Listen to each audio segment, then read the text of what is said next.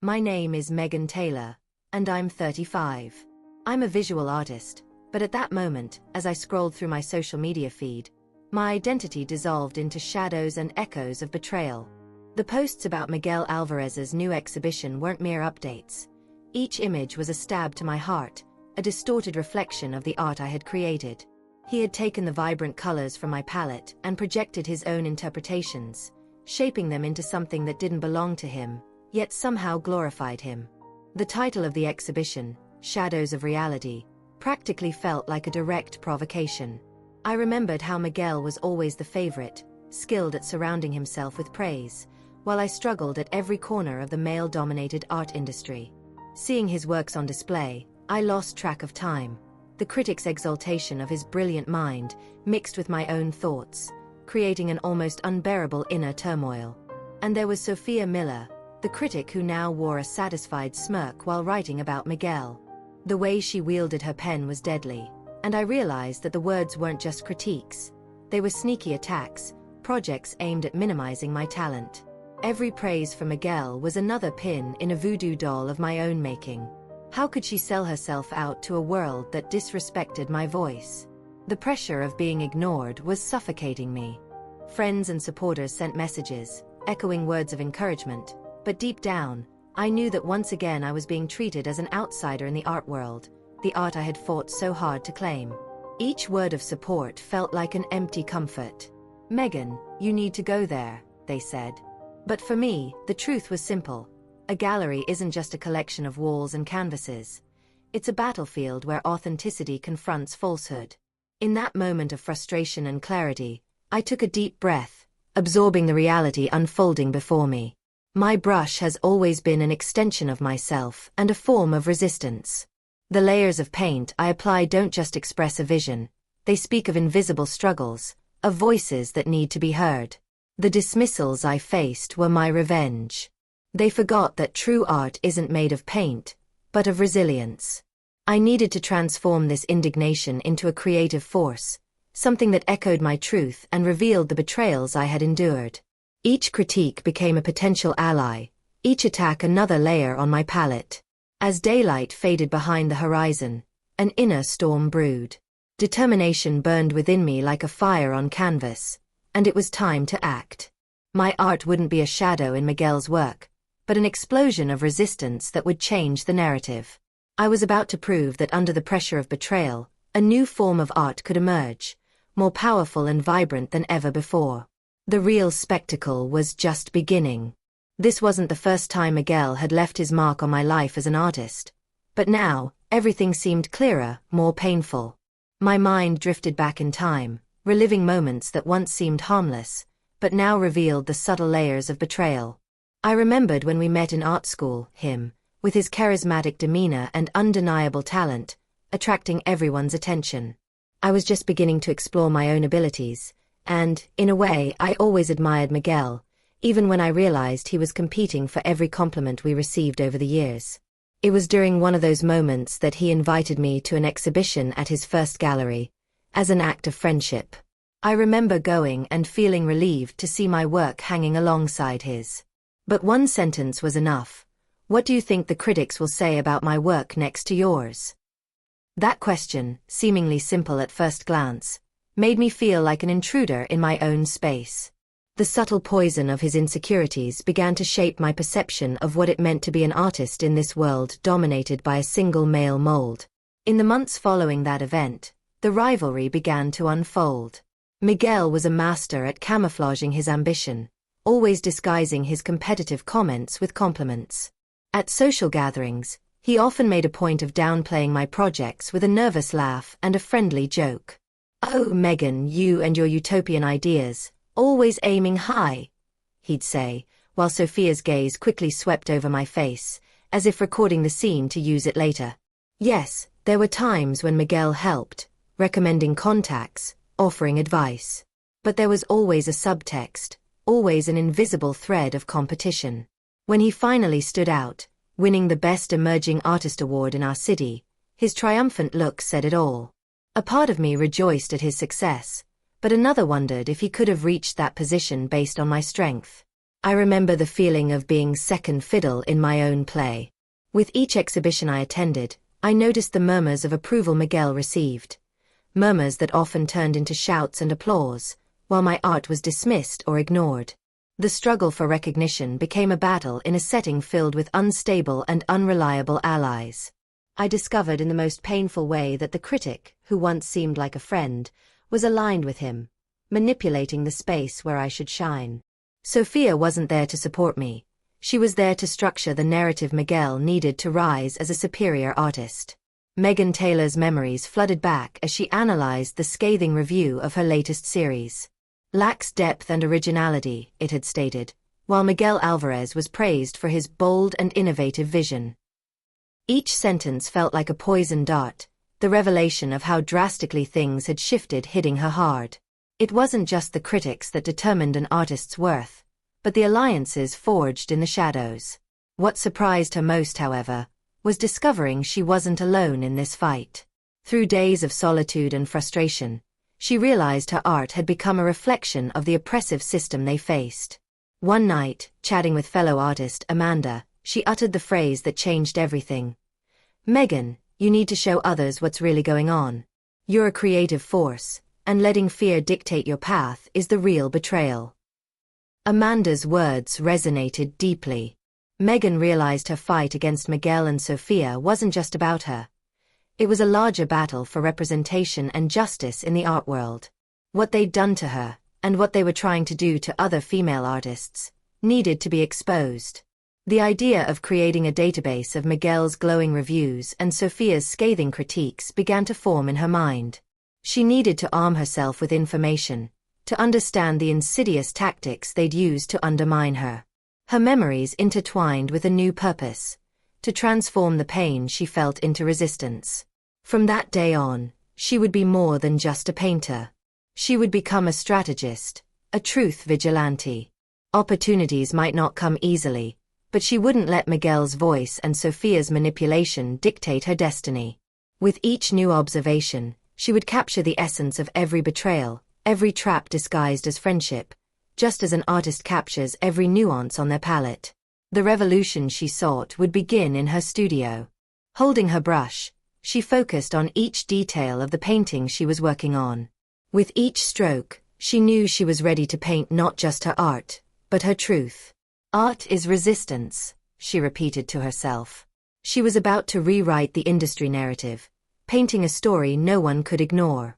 With renewed determination, Megan plunged into an intense investigative process, determined to understand the manipulation Miguel and Sophia had implemented in their artistic circle. The first step was gathering data, notes, and information that could validate her voice. For days, she spent hours in front of her laptop, revisiting social media, art blogs, and magazines, in a relentless search for references that could provide evidence. The task proved grueling but necessary. Each critique by Sophia, each praise of Miguel, became fragments to be analyzed. She organized everything into a digital spreadsheet, separating critiques, dates, and the language used. With each new discovery, a pattern became visible. While Miguel was lauded for his brilliant vision, she was dismissed with comments that undermined her creative potential. Sophia turned words into weapons, crafting a narrative that distorted reality. The pressure began to mount. With each new line she wrote, a doubt crept in. Did she really have the strength to confront Miguel and Sophia? In this moment of vulnerability, her phone rang. It was Amanda.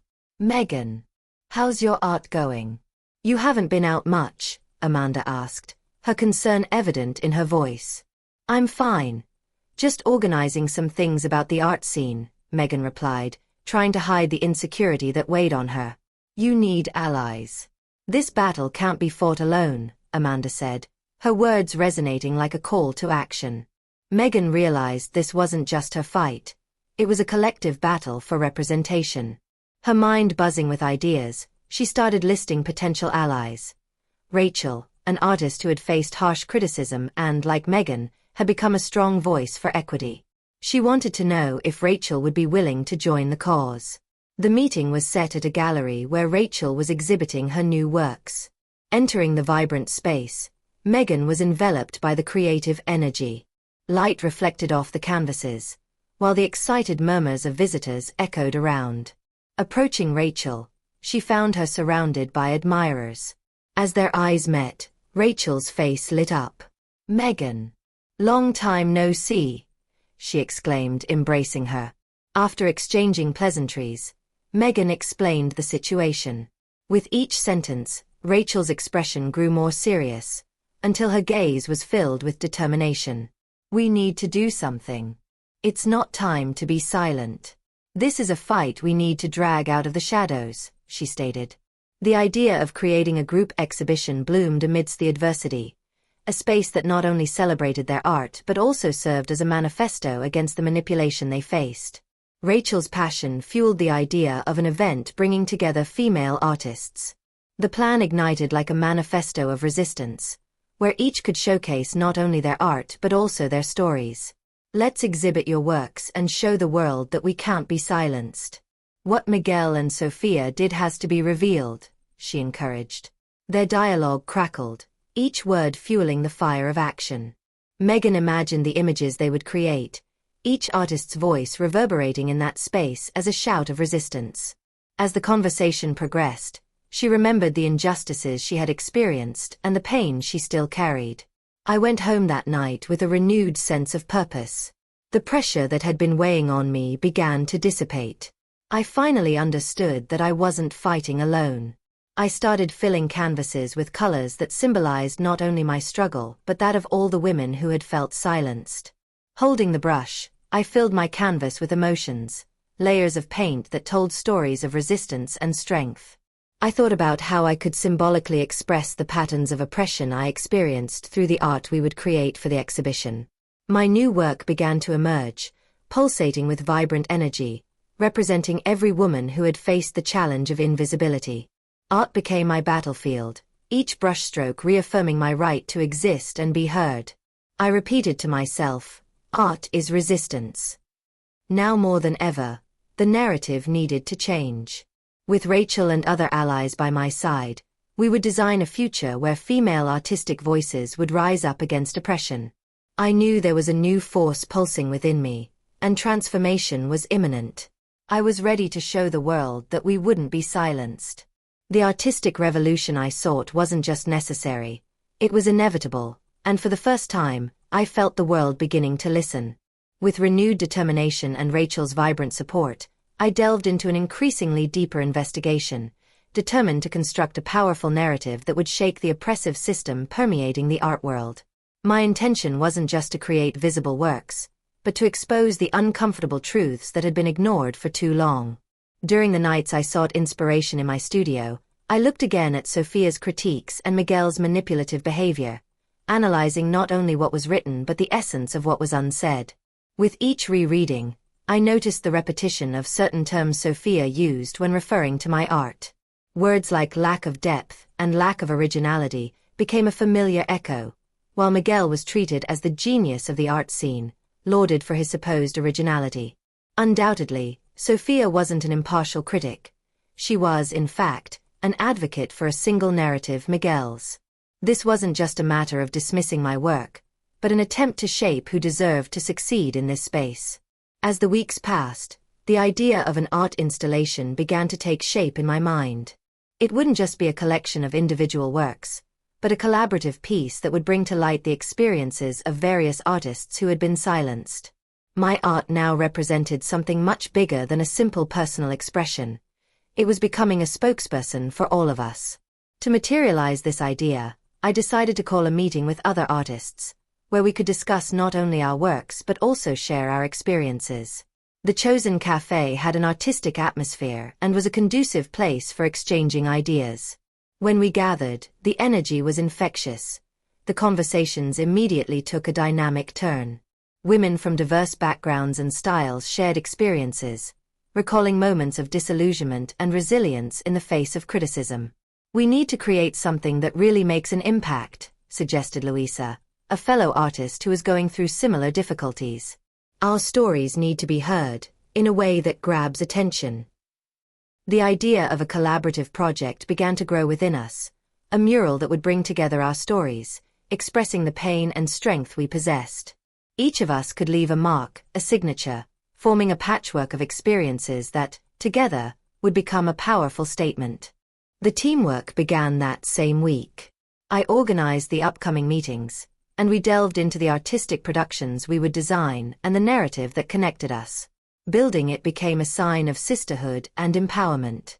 Each artist contributed their unique perspective, and the mural began to come alive. Each brushstroke symbolized a story of resistance. The idea was for the space to become a testament to the female struggle in art. Over time, the project gained not only body but also form and depth. The gallery space would become a place where not only visual art would be presented, but where performances would also have their place, allowing our voices to be heard live and in person. Each presentation would be a chance to directly narrate to the audience the experiences that shaped us. This transformation made me realize that I was no longer just an artist, but an activist through art. The weeks flew by until finally the date of our exhibition arrived. Anxiety was high. There was a mix of nervousness and excitement hanging in the air. It was hard not to think about Miguel and Sophia, their judging gazes, but my determination propelled me forward. The chosen venue wasn't just a simple gallery. It was an intimate space that celebrated women artists and promised a diverse audience, people willing to listen. On opening day, the atmosphere was charged with anticipation. Each of us made the final adjustments, preparing the works and rehearsing the presentations. Acquaintances and strangers mingled, created under a roof that made no distinction between stories. Emotions were running high, and as I walked through the space, I could feel the uniqueness of each work pulsating in the presence of the audience. First, the body and art installation was presented. As soon as the show began, the energy in the space became palpable. Each artist, upon taking the stage, told her story, exposed her pains and struggles, as if we had created a direct line between the audience and our experiences. I went on stage at a moment worthy of an epiphany. I felt the attentive, eager gazes, and with that came the power my voice could have. "This is our art," I declared, brimming with emotion. "Our stories, our victories, and our struggles, they're all one." Applause echoed through the air, a sound thick with feeling, as if each word and each story found an eternal resonance. A sense of kindness and unity roared through the space, transforming what was once a somber gallery into a stage of celebration, where resistance stood strong and genuine. At the end of the opening, a shower of applause filled the room, and the feeling of accomplishment was palpable. From that moment on, we were no longer just isolated artists. We were a powerful collective, an unstoppable wave of voices that wouldn't be forgotten. We had transformed pain into a vibrant cry of resistance. And now, the stories that united us were eternally present in the art we created. We knew the revolution wasn't just beginning. It was already on its way to expanding beyond that space. We would carry our voices beyond the gallery walls and establish our presence in the art industry, ensuring we would never be silenced again. Following the opening, the power of our act of resistance reverberated not only within the gallery but also across social media and in conversations that spread like wildfire.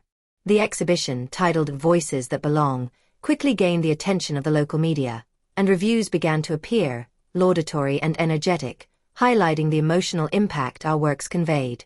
The movement we had created was taking shape, and I felt the adrenaline pumping through my veins. What was once a whisper of resistance was now a deafening roar. With each passing day, the world began to take notice. Female artists from other locations reached out, wanting to share their stories, expressions of resistance, and the difficulties they had also faced. Support networks were triggered, and new voices began to rise. What began as a small effort among friends rapidly evolved into a collective movement that challenged norms and prejudices. During a meeting with Rachel and other artists, we decided we needed to sustain and expand this energy. "We should provide a continuous platform for these stories," Rachel suggested. The idea of creating an online space presented itself. Not just a portfolio for our works, but a place with a blog that could document the struggles and triumphs of women artists. We could create a network of support and solidarity that transcended our locality and reached beyond the physical. Rachel's words ignited a new flame in me, as I realized what we were building could have a historical impact. The idea would materialize into a website that would keep alive the stories of each artist, in addition to promoting exhibitions and events, just like the one we had accomplished. All it needed was implementation and interactivity for our message to spread. With the help of some college friends who were tech-savvy, we started working on the digital platform. It was exhilarating to see everything coming together, and ideas flowed without restriction. Working on this project left me with renewed hope, as if each click and each typed word was a new layer of resistance molded in a world that tried to stifle them. We gathered accounts of experiences, testimonials, and also some glossaries with terms that were commonly used to minimize women's work, creating a useful resource for future artists. Amidst this new construction, however, the shadow of Miguel and Sofia still loomed. I knew they wouldn't stand idly by in the face of this growing movement. While the installation was on display, a similar critique by Miguel began to circulate. He started attacking our exhibition on social media, using the same sneaky tone Sofia had applied in her reviews, implying that we were a passing fad, and that our art lacked the depth he championed. With an air of disdain, he posted his venomous observations, claiming the work was an attempt to manipulate the audience rather than a genuine representation of art. But now, my gaze was sharper and my voice firmer. I knew it was a provocation, a call to battle that Miguel had been waiting for. His words didn't hit me like before. They were a warning. The impact of our resistance had begun to touch him, and that was already a victory. With that in mind, I decided I couldn't let his misleading rhetoric prevail. I invited Rachel and the other artists for a brainstorming session, and together, we formulated a response. We would create a series of posts and videos, refuting the fallacies Miguel was spreading. These posts wouldn't just be a defense, but also a reaffirmation of our movement. We needed to expose not only the weaknesses of his critique but also use it to our advantage, showcasing the resilience of women's art and the strength of our expression. Each response on social media was as potent as a work of art. We captured the emotion and strength of our stories.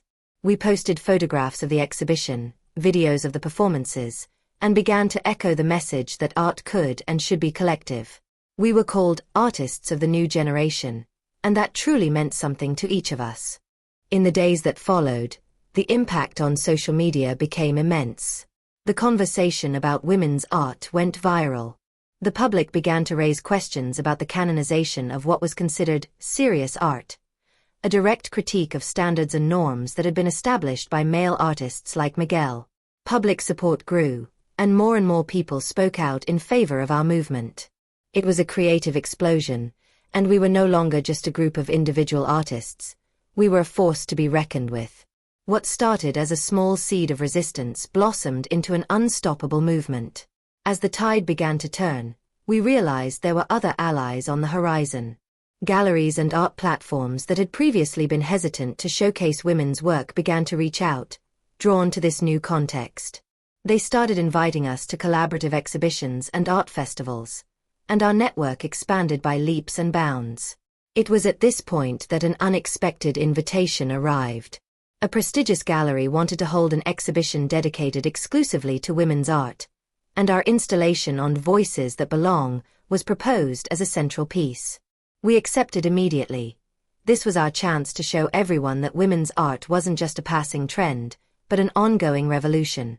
At this point, the resistance that began in a small coffee shop had transformed into a movement that could no longer be ignored. Miguel and Sofia were still lurking in the background, but now they seemed insignificant compared to the light we had cultivated. The artwork, performances, and writing that filled the gallery didn't just represent an awakening. They became a promise of a future where silenced voices found their echo. And as the day of the grand opening approached, I felt in my heart that we were about to achieve something monumental. The battle that began in pain was becoming a rewarding journey of transformation, courage, and hope, and I knew we were only just beginning. The days leading up to the grand opening at the prestigious gallery were charged with electric energy. Each of US artists was immersed in our own creative worlds as we finalized the last details of our works. The tension was palpable, but there was also a sense of anticipation that pulsed in our hearts. The large gallery space was being transformed. What was once an empty space was now becoming a powerful testament to our collective struggle. When the night of the opening finally arrived, a whirlwind of emotions washed over me. The walls were adorned with our vibrant artwork, each piece telling a story of resistance, pain, and overcoming adversity. The audience began to arrive, and I watched with a mixture of nervousness and excitement. Curious interactions and glances mingled with the atmosphere, creating an aura of respect and admiration. This wasn't just an exhibition, it was a manifesto. As soon as the guests started gathering around the Voices That Belong installation, the energy in the space intensified. The audience seemed to be eagerly waiting to hear our stories. Each artist was ready to present. We knew this was the moment to put everything we'd experienced on display. One by one, we stepped forward to share our experiences, our personified struggles. The murmur of the audience blended with our voices, creating a vibrant tapestry of empathy and connection. When it was my turn to speak, I faced the crowd. The tension shifted into a comforting warmth.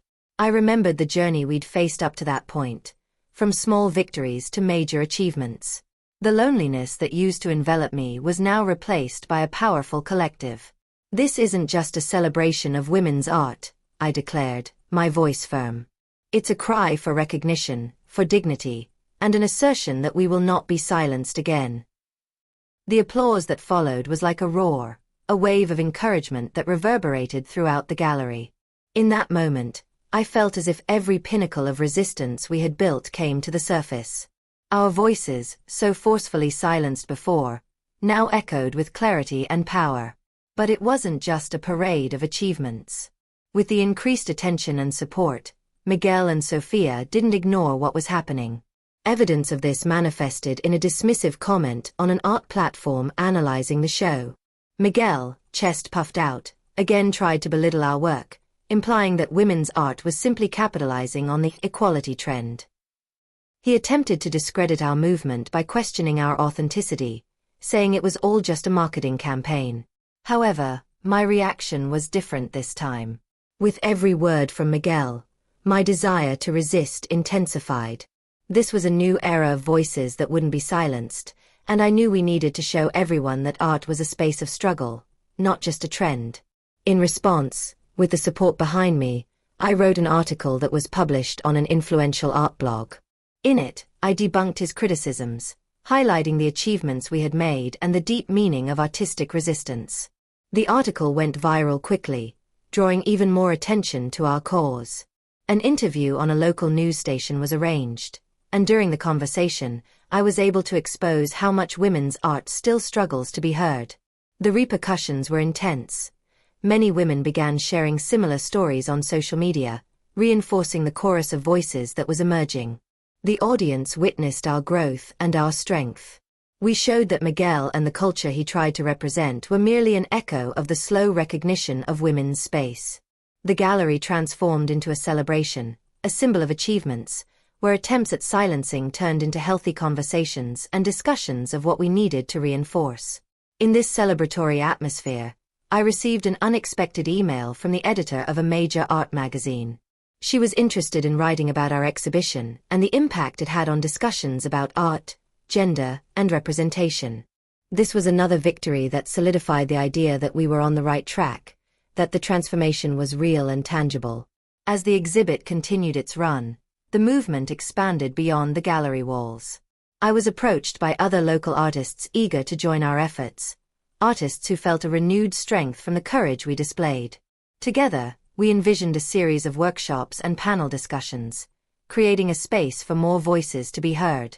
With each new exhibition invitation, more support networks formed, and the idea that art could be a vehicle for change became self-evident. Each new artist who joined the movement was a reminder that we weren't just a group of women, but a cultural revolution. With hearts pounding and spirits renewed, the ripple effects of our actions were expanding. The idea that art is a form of resistance became a mantra. We'd gone from a small gathering in a coffee shop to spearheading a movement that would resonate for generations to come. The resistance that began in an act of pain was now becoming a celebration of female strength. I knew the tide had turned, and the art world could no longer ignore the voices rising in unison.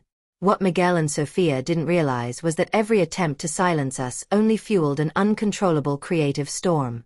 Amidst the shadows they cast, we were the light exploding through the cracks of prejudice. And now, true feminine art was beginning to bloom, finally ready to flourish in abundance.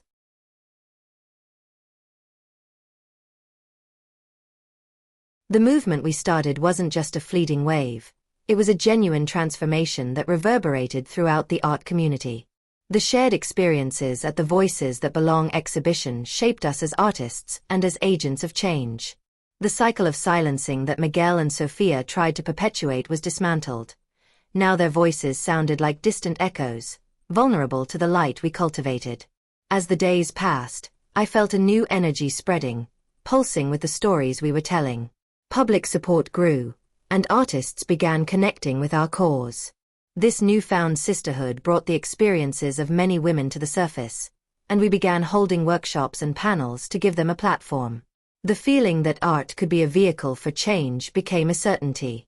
During one of these workshops, I met an artist named Marisol, whose story of resilience resonated deeply with me. I used to feel invisible, but now I see that, together, we are a force of nature, she said, her eyes shining with the emotion of the moment.